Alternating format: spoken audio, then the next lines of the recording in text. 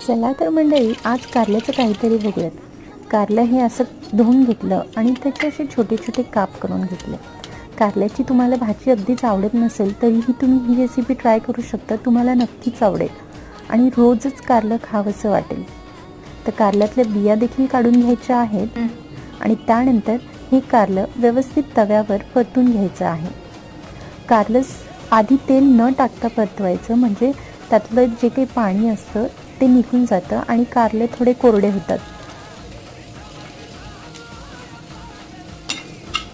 असे थोड्या वेळ परतून झाले की त्यानंतर त्याच्यावर तेल टाकायचं आहे, म्हणजे मग त्याचा कलरही थोडा बदलतो आणि कारलेही थोडे खुसखुशीत आणि कुरकुरीत लागायला लागतात.